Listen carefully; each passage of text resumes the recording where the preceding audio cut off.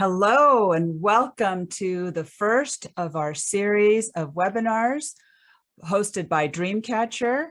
And the series is about purpose to career paths. So today is our very first one, and we're very excited to have our founder and president, Steve Ward, who is the developer of the Dreamcatcher software. And we're very lucky to have him here. So welcome, Steve. Thank you for joining us. Hey, thank you for having me. This is amazing. I'm so happy that we're able to finally do these in webinars. We get so many questions about, how does one find purpose? How do we help our students discover purpose? How can we incorporate purpose into our curriculum? How can students use purpose to choose career paths?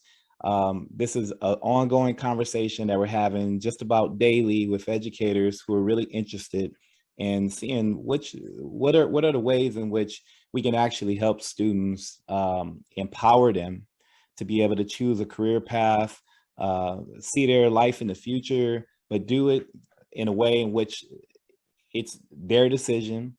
They're coming up with it all on their own. They understand who they are, and they're confident and comfortable with who they are and how they're moving forward.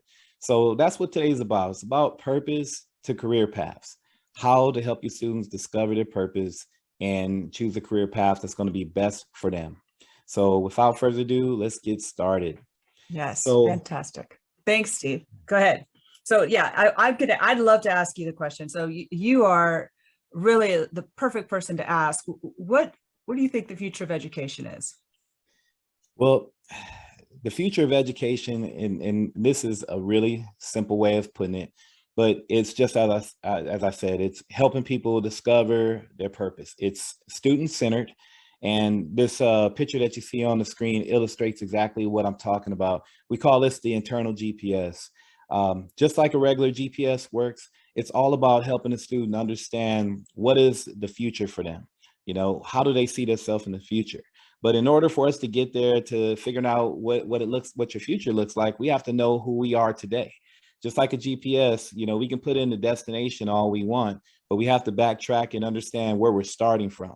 And then in figuring out where we're starting from, we have to understand in this internal GPS or this GPS, we got to understand who we are. We have to understand intrinsically what is the value that we can offer. We have to understand intrinsically what gets me up in the morning because I have value to give the world. And so this internal GPS concept that we're talking about is being able to set a destination, then reverse engineer that destination. That's when school comes in, because just as you have in a GPS, you want to be able to see those steps very clearly from A through Z, how to get there exactly the way I need to get there by putting that one foot in front of the other. And we have to reverse engineer this all the way back to where we are today. Who are we? Where are we starting from with whatever education, home environment and home life, who's around me? We have to be able to figure that out right now. So in order to build these students up, we got to first be able to break them down and understand, and they understand themselves, and then be able to move forward.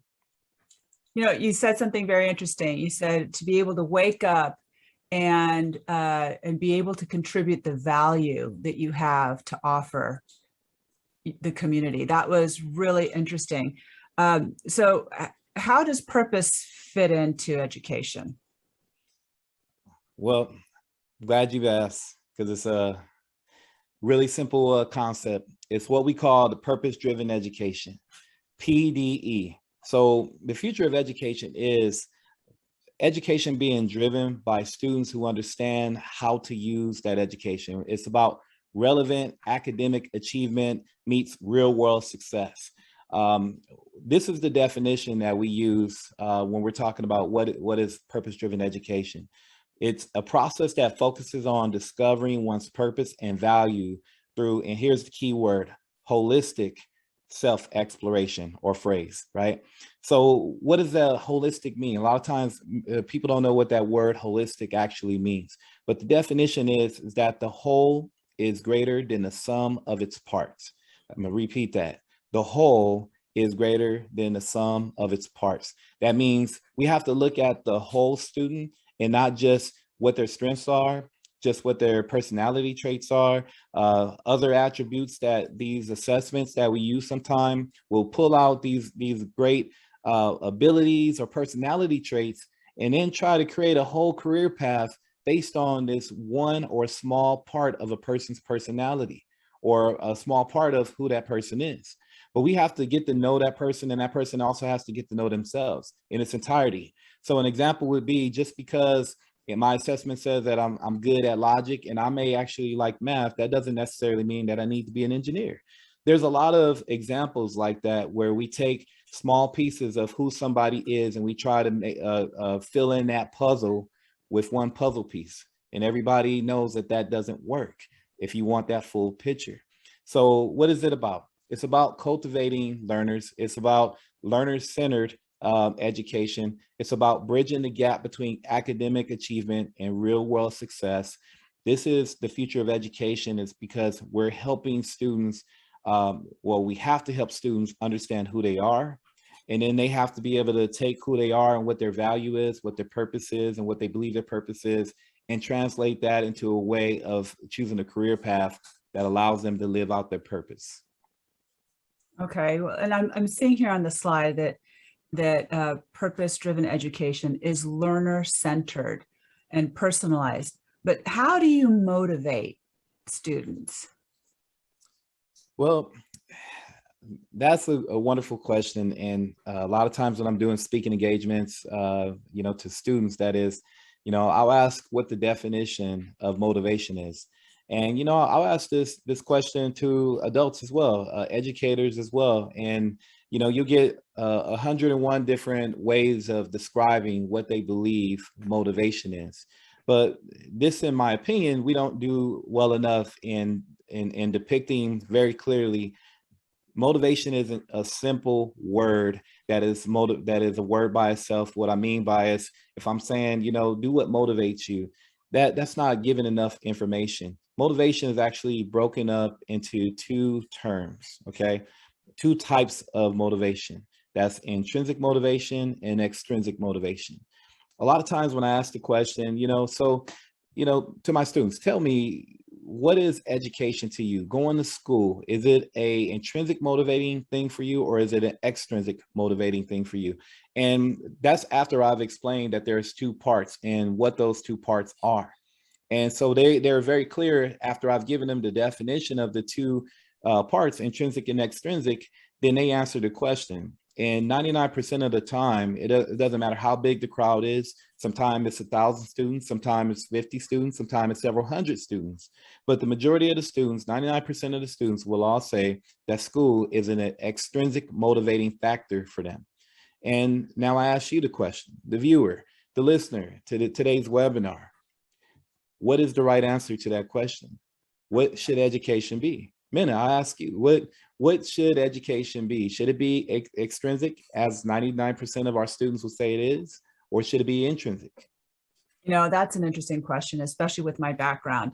In this country, I can see why a lot of students would say it's an extrinsic motivation, because they have to. It's required by law to go to school. In other countries, education is really a privilege. And it's interesting when you look at some of these other countries, where I've traveled a lot years ago, and it was amazing to me how much they valued education. And for them, it was an intrinsic motivation, because they felt they were getting something out of their education, and education was very valuable because they already knew what they wanted to do. They either wanted to get out of their village, or they wanted to contribute to their village or contribute to their family, but that was the intrinsic motivation, and school was the means to an end. Absolutely. Well, I'm glad you brought that point up, because yes, here in America, we really don't, as a whole, appreciate the system of education that we have, the freedoms of being able to go to school and learn and have the ability to create a life and a lifestyle for ourselves based off of our education and what we hope to accomplish in life, right? But unfortunately, that's not the case. We don't really appreciate, education the way that it's supposed to be appreciated. But part of that falls on us, the educators and the adults, meaning the parents and other stakeholders in our youth's life. We have to be able to explain education in a way that makes education intrinsic and extrinsic. It has to have both factors. There has to be a balance there. Extrinsic, obviously, is what do I get for something that I do? In education, obviously, is that more than anything. But the thing about purpose is when you start understanding what your purpose is and what career path actually translates to something that makes sense on what your purpose is, now you can reverse engineer again with the internal GPS, the steps that I have to take to get there. And it will always lead back to what is my education? How much do I know about what it is that I'm trying to accomplish? So here's an example.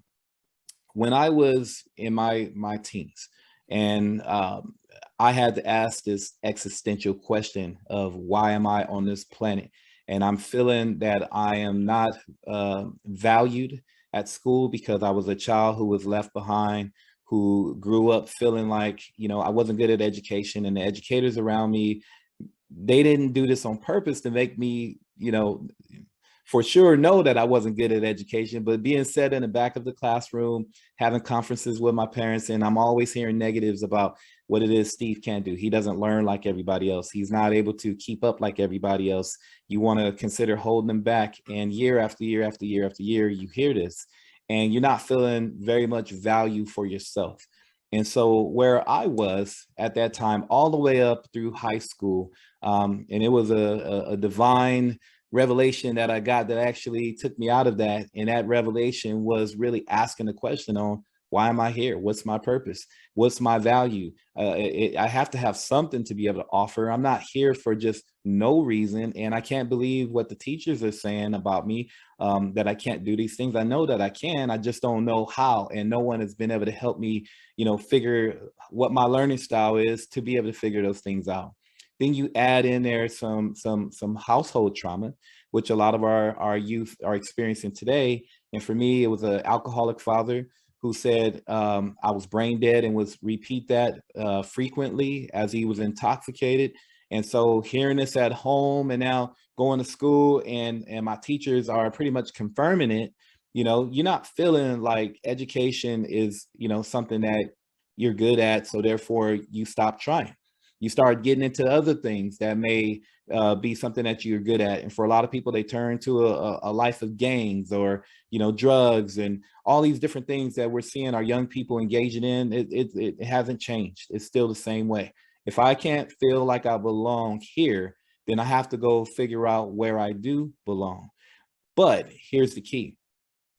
For me, once I start asking these questions, why am I on this planet? What do I have to offer the world in return for what I want out of life? What are the small things that I can do that can actually give me the type of life that I wanted? Those small questions gave me really, really big answers.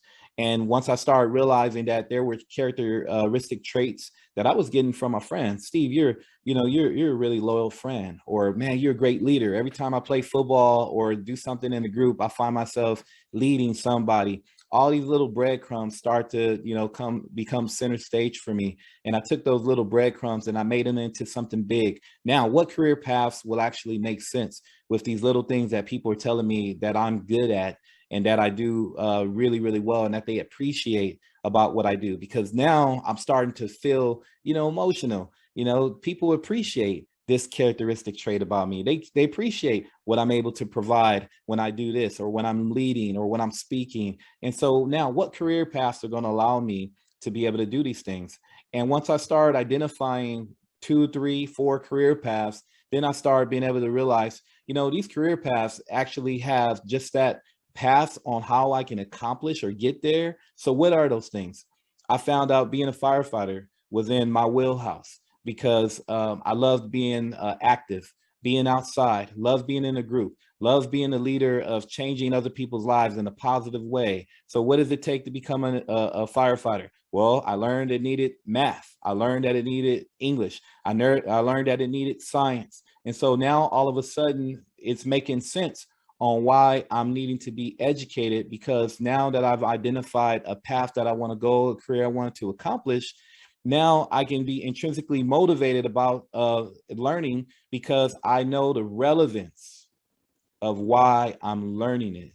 that is when the light bulb comes on. That is the importance and the key of extrinsic and intrinsic motivation and understanding the difference between the two. That's when education becomes real. That's when the teachers, for me, became employees of mine, because now I knew exactly what I needed and wanted from them. So they were essentially working for me. And that was the attitude that I took in high school, because now I understood that I need everything I can get out of their brain. So now I'm intrinsically motivated to get it. And extrinsically, what I'm going to get for the education that now I am excited about having, intrinsically motivated about obtaining, is that I'm going to be able to become a firefighter and do it as quickly as I possibly can, because I finally understand what I'm getting out of why I'm sitting in the seat. If we as educators and as stakeholders, meaning parents, counselors, and teachers, administrators, mentors, are not helping our youth today understand what their value is, so that they can make relevant decisions to their career pathway and what they're learning and why they're learning and where they're learning it and who they're learning it from, we're not going to survive as a society. We have to help them understand who they are. Purpose is that important. Motivation is that important. Understanding these two types of motivation is that important. Mena, I bet you that my story is not exclusive to me. Have you had, some sort of experience where you were told something negative about yourself and it caused you not to be intrinsically motivated to learn, or it made you intrinsically motivated to learn? That's an interesting question. But first off, I want to say it's really interesting hearing your story, because you think about youth today, that, it sounds like you're describing youth today. So we'll come back to that. But yeah, to answer your question, it's interesting. So I'm a Latina woman, and my parents, I'm first generation American, and I had a very Latin sounding name that was almost impossible to pronounce as a child. And I was told from my high school counselor that girls like me don't go to college. For me, that was really shocking, especially considering that when I was in middle school, I was taking classes at the high school. When I was in high school, I was already taking classes at Stanford.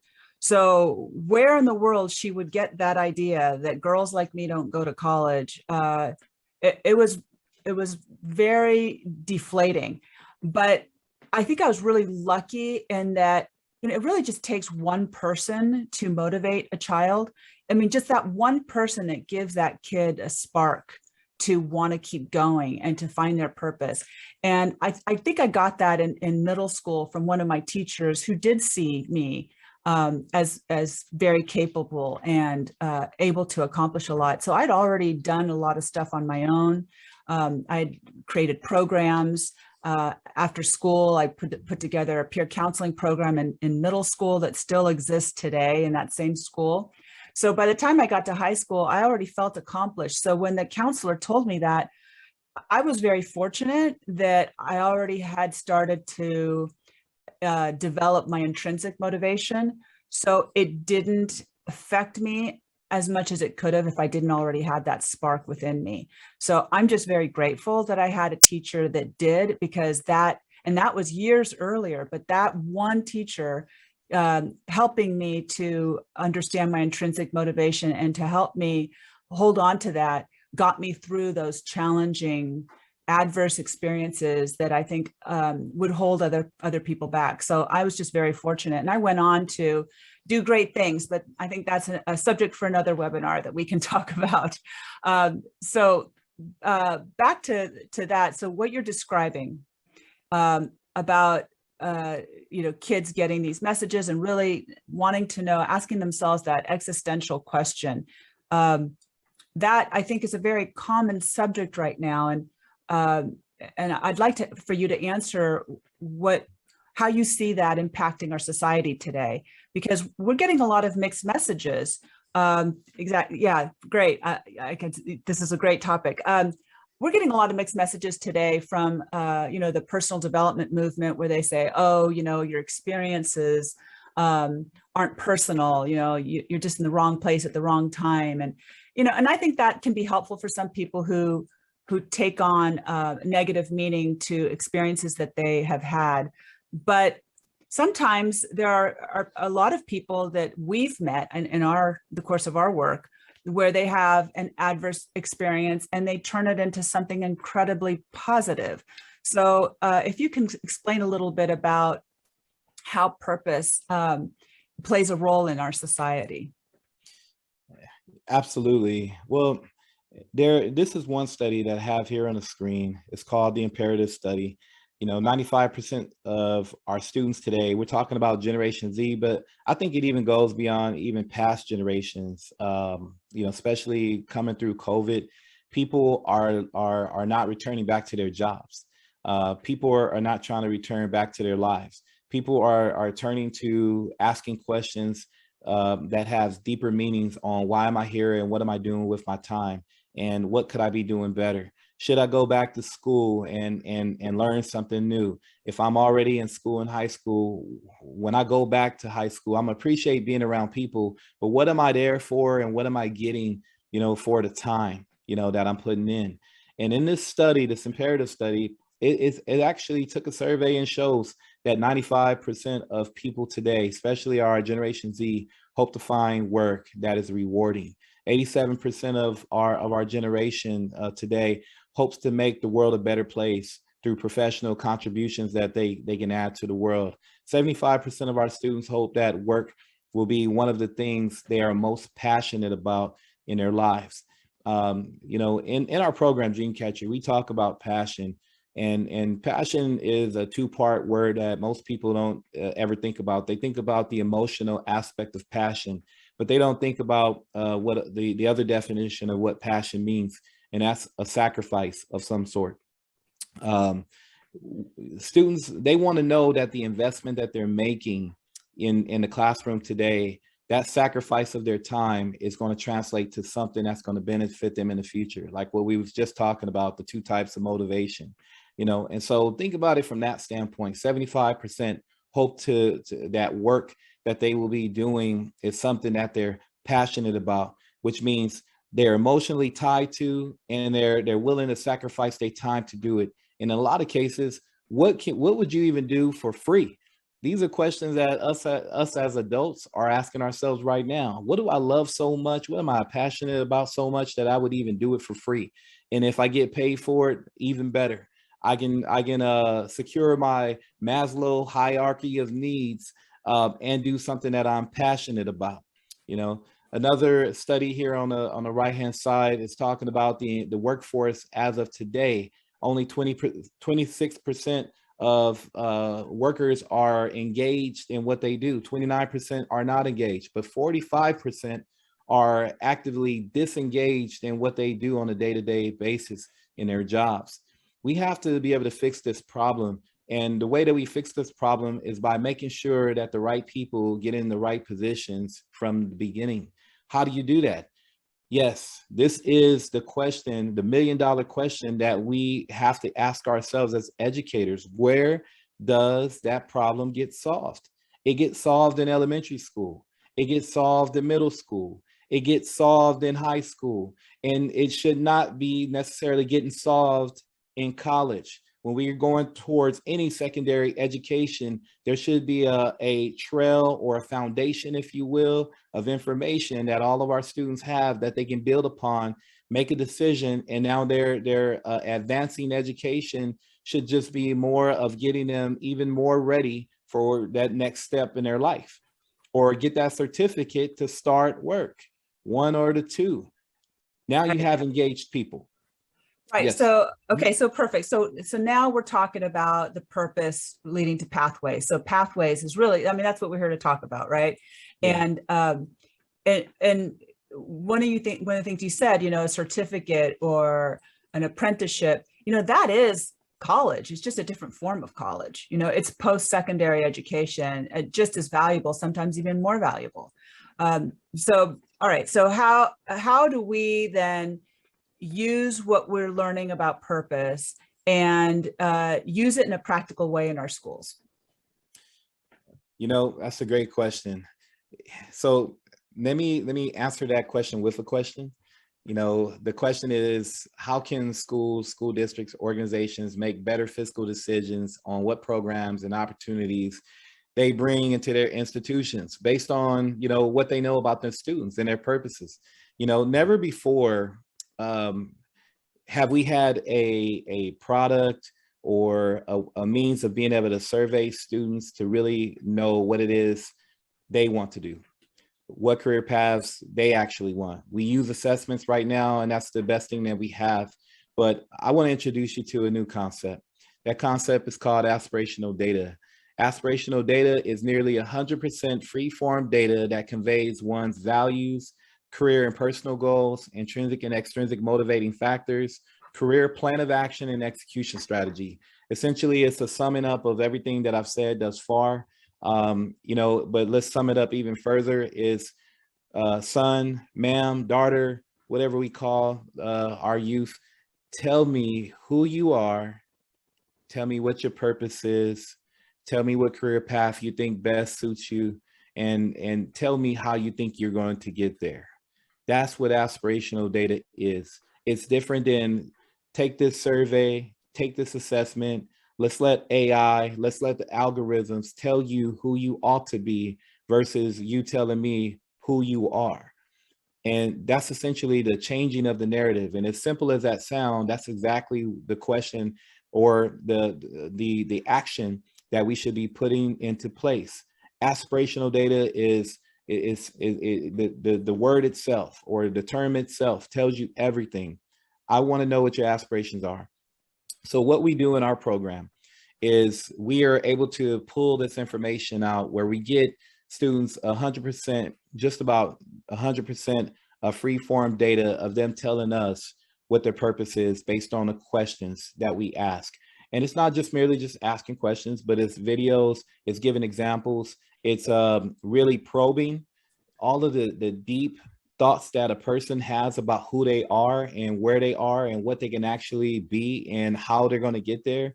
And it gets that information out of them. So now we're able to create data or forms or graphs or charts and stats to see where our low hanging fruit is. It's essentially acting as that survey that we all covet, that if I was able to give out a piece of paper and get the information that I want, that tells me exactly who they are and why they're here and what can I do for them. Now, as an educator, I can do my job a lot better. So hence there's the benefits to it. With aspirational data, you have the ability as a teacher to get to know your students better, which also allows you to be able to teach better, because now you're teaching arithmetic and science and all these other subjects to the individual because you have an idea of what their aspirations are. The next one is it aids fiscal decision making. So never before have we had a service or a survey or a program or whatever tool that we think that we would love to have to be able to probe into our students. So now we can bring the programs on campus that actually make sense because this is what the students are looking for. If I'm able to look at a graph and say that 29% of my students are interested in medicine now, and then know who exactly that who they are exactly, now I can, call that low hanging fruit and provide programs and spend money on, specifically providing those students what they need, and so on and so forth for different ethnicities, genders, and so on and so forth. So now I can do a better job as an administrator making decisions that make sense to my institutions based on what my students are identifying they want to do. The other thing that aspirational data does is that it increases in parent involvement. One of the things that our program does, which is a really big deal and has been a big deal to us and apparently to the parent and the student, is after they've discovered their purpose, they're recording a video we call a virtual interview, and they're being able to articulate who they are, what their purpose is, what their plan of action is, and their execution strategy is, what career path they're choosing and why, and how the institution that they're involved in is going to be able to help them. a lot of times the parents are the ones recording these videos, and we've been getting reports back that this is amazing because I never knew my child was so interested in this career path. I never knew my child had these hangups about themselves, and now I'm better able to help them emotionally be able to be confident in the decisions that they're making. We're hearing these things because of aspirational data.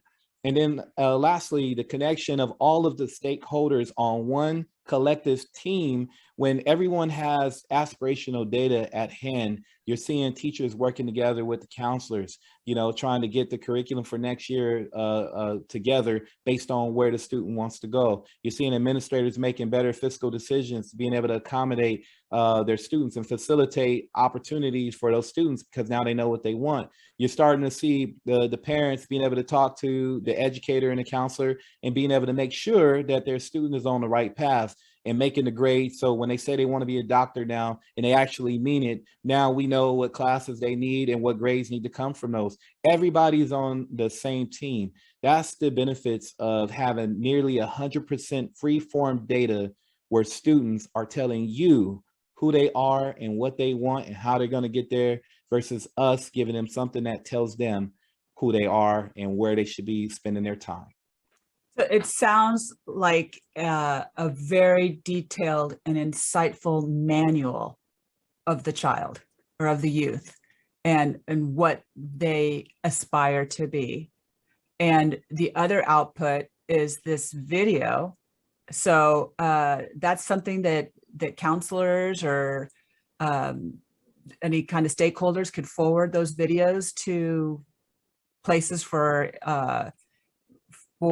internships and extracurricular programs. Is that what those videos can be used for? Absolutely. And this is not about Dreamcatcher, but so I wanted to just say that before I say what's next. But, because what we're talking about now doesn't have to necessarily be just in our program, Dreamcatcher. These are concepts that should be used across the board, and they're really simple to talk about and also to implement. It may not seem like it, but it is. This that you're just mentioning, Mena, about these videos and how they're being used and the documentation from aspirational data that Dreamcatcher is generating is being used to forward to community partners that are providing internships, being able to forward to with the college application, volunteer opportunities, so on and so forth. This is a manual to be able to forward to the world to say, this is the type of product that our school is putting out. Get to know them like we have and make a decision on if you would like to hire them or bring them on for an opportunity or bring them to your campus and further their education. Now you have something besides just their grades and academic achievements to give a more of a clear depiction on who somebody is and if they belong in the opportunities that they're going into, or are they here because their mom said that they had no choice and their dad said, you're going to go to college, or because their friends are doing it and they're making a lot of money and they want to do it too. This is how you start to sift through all of the hangups and all of the misinformation that we are giving our students and providing for them. And it's not us personally, right? Because they're going to YouTube, they're going to other forms of social media, they're hearing it from the news, they're hearing it from the friends and things of that nation. But we're allowing that, and we're not fixing that problem. So then therefore we are part of that problem. So therefore we have to take that responsibility. So how do you relieve that liability, that responsibility? Well, we got to put them into a platform that allows them to give us that information that we need. So then we can help them find the right direction. What we call in our program and in our company is the next actionable step, helping them get to the next actionable step.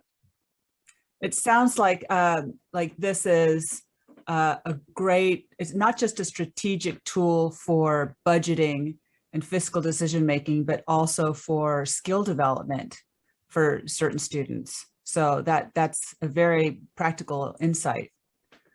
Okay. Absolutely. So, all right. So we talked about existential questions. So let's let you tackle that. These are the questions that you asked yourself. How do we ask ourselves that now? Well, I wanted to say this earlier, but this is a good time, right now. And for those at home looking at this as a recording, or you hear the live audience, if you can see the screen, the question is, what are the existential questions education or educators have to ask ourselves? This, I can't stress enough. We get asked the question, well, how do you help students discover their purpose? But I never hear anyone ask, we as an educational institution or an organization, are we actually living out our purpose? Do we understand what our purpose as an institution is? Do we have a clear understanding on what we want our students to look like when they leave our institution? And so with that question, we have to be honest with ourselves. And with that question are a line of other questions that we need to be able to ask ourselves. What I'm hoping that everyone listening to this webinar will get, besides how one discovers their purpose, and believe me, we've only scratched the surface. We didn't describe in this webinar thus far exactly how purpose is broken down from a definition standpoint. You can learn more about that in our next webinar and on our online. But, for what we're talking about in all intents and purposes today, I want to leave you with being able to start the conversation of being honest with ourselves as educators. And so besides asking yourself the question as an administration, as an institution, organization, are we living out our purpose? What does our students' success look like? What do we want their success to look like? What are we providing? And what are we going to hang our hat on the end result of what our students look like when they graduate? Here are some other questions for you. Is education broken, or does it need to be repackaged? Ask ourselves that question. Ask our teachers that question. Why are we in the classroom teaching this? Is it really having an impact? Is what we're teaching broken, or does it need to be repackaged? Repackaged is more of an insinuation of who we're teaching. Are they really getting it? Which brings me to the second question. Are we honest with ourselves on why our students are not intrinsically engaged or motivated to learn? Let's ask ourselves that question. If 20, 30, 40, 50% of our students are dropping out at various levels of education, I don't think anyone on this webinar would actually take a plane that has the type of statistics that comes from education on students dropping out. That means that we're failing them at some point. And yes, there's other things or factors or variables that could be the reason why a lot of people drop out. But let's talk about what we can control. If they're dropping out because the students are not intrinsically motivated to learn, meaning they don't know why they're there and they're not driven for the information that we're providing them, that's something we have to take responsibility for. And then the third question is the current format of education, which is traditional education, still benefiting society? And I really, really want you to probe into that question and take time to think about that. Because as we're pushing college and career readiness as the next step and big step in education that we're taking, we're saying that because there's so many careers and jobs that are not being filled that will allow students to make a lot of money and be able to securely take care of themselves and a family, but we're not actually educating them towards those careers, other than the fact that we may make mention that, hey, you can learn how to be a welder. We have different programs that you can learn to do that in. But what about in the core of education? Why isn't that part of the core of education? If the societal need is so great, how come that is not what's in our classrooms? We're learning foreign languages and we're learning other different things that we're saying is important to our curriculum. But what are we actually teaching students that's going to allow them to make our societies better right now, as soon as they graduate, if they don't go to a four-year college? So is the current format of education, which is traditional education, still benefiting society? And if you say yes, then I dare you to ask the question, to what extent? Is it 20% benefiting society? Is it 30%? Is it 40%? Give your best educational guess, your hypothesis. But we got to ask ourselves these existential questions. And what makes it existential is that, and this is my personal view and opinion from what I can see at least, that if we don't ask these questions, our society is not going to be able to move forward. Mankind's not going to be able to move forward the way it's been moving forward all these years prior to, because we're not engaging our students enough to make them care enough to fill these important roles in society. That is our job as educators. So with that, I want to thank you guys, everybody, for joining us today. And I love to answer any questions. Hopefully the information was clear, what our objectives was clear, and let's have a conversation. Thank you. Okay, we do have one question from someone who's listening in and texted me the question. And the question is, what are the outputs of Dreamcatcher? Great question. So the outputs of Dreamcatcher, and another way of answering that question is for me to phrase it this way. So the outcomes of what someone can expect. Am I reading that correctly? I think so, yeah. You know, so what a student gets from Dreamcatcher is, number one, they get what we've been talking about, a clearer understanding of who they are, and they do it intrinsically. This is information that they're giving us. They do it through 8 lessons. The 8 lessons are no longer than 45 minutes long or less. From that information, they get feedback on who they are based on what they put in. Then they start making career decisions based on that. The program helps them make those career decisions, but it doesn't do it by giving them an assessment that makes the decision for them. It just simply leads them in that direction and gives them alternatives to other careers that maybe they haven't thought about. So those are 2 things there. The third, so the career exploration and the personal introspection exploration they'll get from there.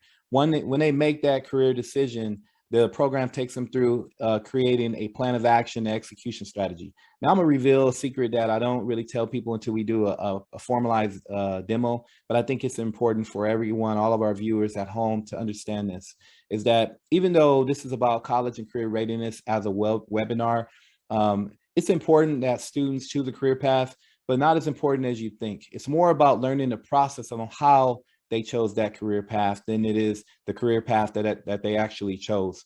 If the statistics are right, that a student or someone will have 6 to 7 careers from the time they graduate from high school to the time they're ready to retire, we have to be able to teach them to think on their feet. So it's not important so much of the career path that they choose, but it's more important the process on how they chose that career path. So they create a plan of action and an execution strategy that teaches them the tangible skill of planning out what their steps are going to be to accomplish that goal. Then the next thing that they get out of this, or the next output, is with their virtual interviews that they're recording. They're learning this skill of being able to articulate themselves through recording themselves. And they do this a number of times. They go to Dreamcatcher 2 to 3, maybe even 4 times from the time they're in elementary school through the time they're ready to graduate. And we've watched already videos become better and better and better to where they're so polished that these people are ready to go and ready to get out into the world with all the things that we're talking about, all encompassing. So that is the other component. And then of course, the last output is all the aspirational data that you need as an administration, as an organization, to look at how successful are we in our college and career readiness program. What can we adjust? What programs can we bring onto the program? How do we spend our money? How do we spend our time? What other curriculum should we be incorporating? You get all of that ability to answer those questions with the outputs that Dreamcatcher is providing. Okay, thank you. Now we have 2 more questions, but I think that I can combine these. One is, it's more of a statement. We have a lot of products that we're already using in school. How much, like what kind of training is required for Dreamcatcher to be able to use this? And then the second question is, how does this fit in with other career education platforms? So I think they can kind of go together. Absolutely. So Dreamcatcher is deemed a standalone program, so it doesn't require the facilitation from a teacher per se. So it can be incorporated just in about any scenario. It was used and is used to be facilitated in the classroom, and we did an amazing job of seeing it work on um, COVID conditions, distance learning scenarios. And so is very well put in either one of those situations. It's optimized when a teacher or administrator is facilitating Dreamcatcher versus being a standalone and allowing students to do it by themselves. But it also worked really well as being a facilitated program as a distance learning program. Because of its short-term nature, it's been easily implemented into any curriculum because it doesn't take a lot of time, and it also checks a lot of boxes that are Common Core standard type of boxes, especially in English, especially in health, and it's been used also in some other subjects. It's also been an amazing onboarding tool. So it's been used when students are ready to come back to school, and as a pre-homework assignment, go through Dreamcatcher so that the counselors have a front-loaded bit of information on who their students and their caseload is, so they can ensure that they get the right curriculum, the right schedules for them. And so it's been used in a number of different ways. And all those ways have been extremely successful because it's web-based, it's really simple to implement. It only takes about an hour to learn. When we do our trainings, we do it for about 4 hours because it's not about just how to set up the classroom and put your students in there. We're connected to Google Classroom and all of the ways in which you can streamline using our software, but it's more the ideology that we spend a lot of time talking about, because that's when the transformation happened. When you as an educator can say, okay, I'm going to help you discover your purpose, but let me tell you what my purpose is. Let me tell you how I came to what my purpose is. Now you're engaging with students in a way that you have never engaged with them before. And there's a connection there that now can't be severed because you've earned their respect and their trust based on your own experience. So we spent about 2.5 hours, talking about how can you use this as best practices in that regard. But indeed, it only takes about an hour to learn how to implement Dreamcatcher. Okay, we have a couple more questions. So unfortunately, we're out of time, so we'll have to save those for another time. So please tune in next time. We will be promoting do you want to go to the next slide, Steve? We will be promoting our webinars on the same platforms that we've been promoting this one. So please tune in next month. You can also find out our next webinar will be listed on our website. And if you want to get more information, please type your email in the chat or go to our website to schedule a demo. Our website is dreamcatcherprogram.com. I want to thank Steve for giving us your time. It's been an absolute pleasure. My name is Mena Blue, and I had the pleasure of being the moderator for this webinar. So thank you all for joining us. And for those of you that joined us from our website, appreciate it very much. And we'll talk again in a month. Thank you, Steve.